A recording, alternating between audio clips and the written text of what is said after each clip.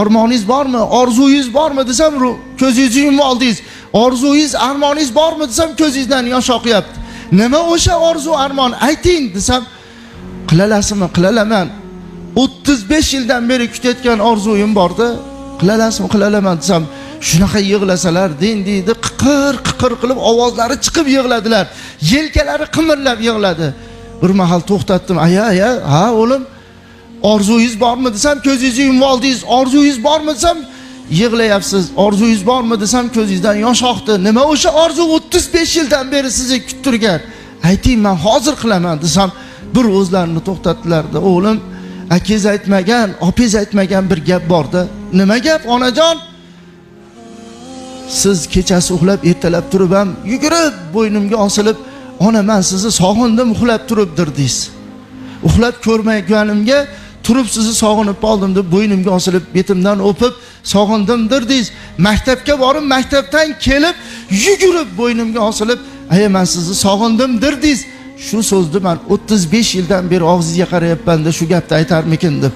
Shu gapni bir marta bo'lsa ham ayting, o'g'lim, armonim qolmasin dedilar deydi. Ichimdan deydi bir hayqiriq, bir o'kiruq keldi-da deydi. Dod deb turib, oyoqlarini quchoqlab, "Ona, men sizni rosa ham sog'indim" deyishimni bilaman. Ey Robbim, dunyoga farzand keltirib, onalik baxtidagi, onalarning ichidagi eng baxtli onaman. Chunki meni armonim, orzuyim qolmadi. Men farzandlarimdan roziman. Sen ham meni farzandlarimdan rozi bo'lgin dedilar-da.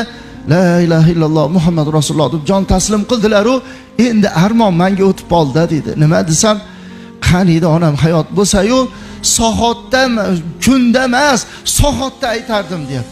Qabrlariga borib ham aytib kelyapman, "Onajon, shunchalik ham qadringiz men uchun balandmidiki, men o'zimni gangitib qo'ydim. Men vos-vos bo'lib qoldim, uyimda tura olmayapman. Onajon, taomni mazasini esdan chiqarib qo'ydim. Onajon, men sizni shunaqa ham sog'inyapmanki, qaniydi bir marta ko'rsam, afsus, tushimga ham kirmayapsiz. Hidingiz tugul, izingizni ham axtarib topolmayapman. Shunchalik hammisiz" deb onamni qabrlariga borib ham sog'inganimni aytib kelyapman-u, lekin tiriklarida o'zlariga aytganda o'rni bosilmas ekan-da deydi.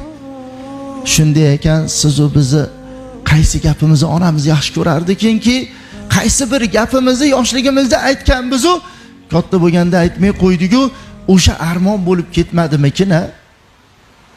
Agar yaxshi ham gap gapira olmasa, hech bo'lmasa ozor bermasin debdilar. Nima ko'ryapti o'zi? Ozorga loyiq emas ota-ona. Alloh subhanahu va taolo hammalarimizdan rozi bo'lsin.